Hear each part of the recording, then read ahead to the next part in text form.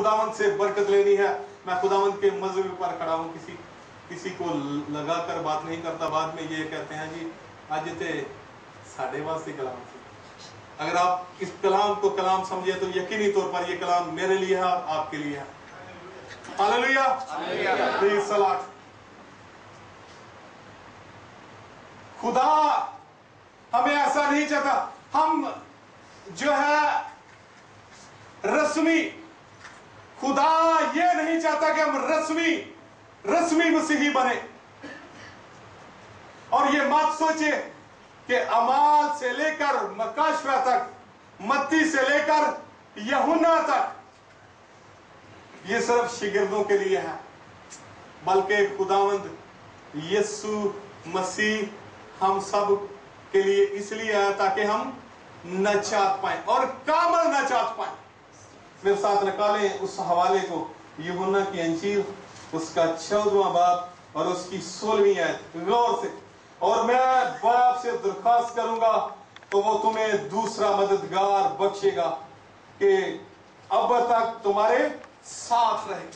दूसरा मददगार, खुदा का रूह, पाक रूह, रूहुल कुद्स, रूह हक, जो सच्चाई का रूह है।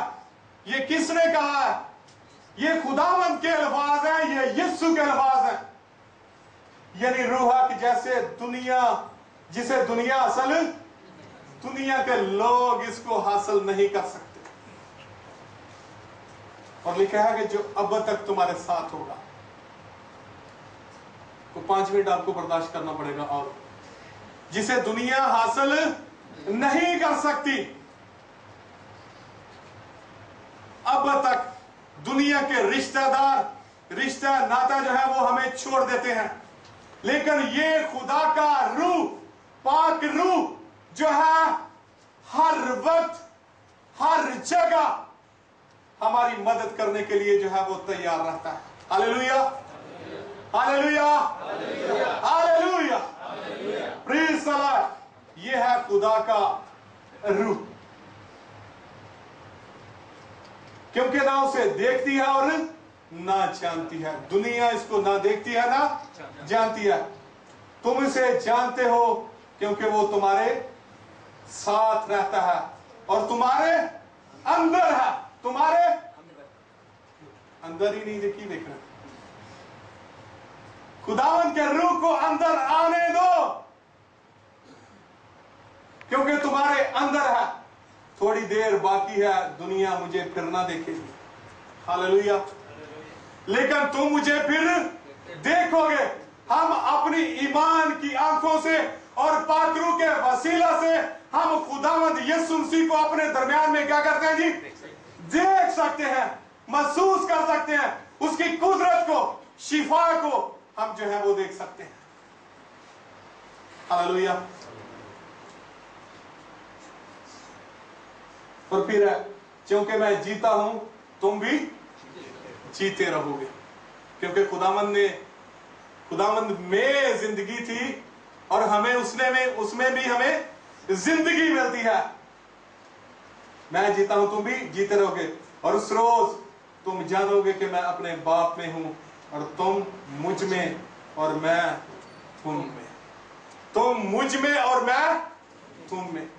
खुदावंद की इस नेमत का, खुदावंद के इस दूसरे मददगार का कभी इनकार ना करें और ये मांगते रहे, जिस तरह खुदावंद यीशु ने मत्ती रसूल की इंजील उसका 7वां बाब 7वीं आयत में कहा कि तुम जो बुरे होकर अपने बच्चों को अच्छी चीजें देना जानते हो, मैं जो तुम्हारा रूहानी बाप हूं, मैं क्यों ना तुझे रूहुल कुद्स दूंगा। आप इसके लिए ठहरे रहे। अमाल की किताब 1 बाब में है, यहां पर यीशु कहता है ठहरे रहो, ठहरे रहो जब तक तुम्हें कुव्वत का लिबास ना मिल जाए। आप ये ना सोचें कि देर लग गई है और छोड़ दें। चलो जी बड़ा इंतजार करके देखिया सी, मंगया थे बड़ा सी, नहीं मिलया थे फिर की करें, नहीं मिलया थे। लेकिन ये जरूरी है, ईमानदार के लिए ये जरूरी है। पादरी डैनियल कह रहे थे कि बच्चों की तरह क्या करें जी, जिद करें, और उन्होंने खूब उस बच्चे की तरह, क्या उसका नाम था, मुन्ना या कोई भी कह लो, तो उसने कहा था कि कैसे वो जिद करके अपनी मां से जो है वो चीज ले लेता है। इस तरह आप जिद करें। यीशु कहता है कि ठहरे रहो, और खुदावंद के सारे वादे जो है वो हाँ के साथ पूरे होते हैं। खुदावंद ने कोई भी अपना वादा जो है इस कलाम में नहीं लिखा जो उसे पूरा ना कर सकता हो। वो कहता है मैं तुझे दूसरा मददगार दूंगा, ठहरे रहो। ठहरने की जरूरत है। आप ये ना कहें कि भाई रूल कुदस नहीं कर देना, कितने रूल कुदस। ये भाइयों की तालीम नहीं है, ये खुदा के कलाम की तालीम है। ये खुदा ने अपने ज़बाने मुबारका से ये फरमाया कि ठहरे रहो। क्या करो जी, ठहरे रहो। ठहरने की जरूरत है। और जब हम दुआ में, रोजे में मसलसल ठहरते हैं तो खुदावंद अपने इस वादे को जो है वो पूरा कर देता है।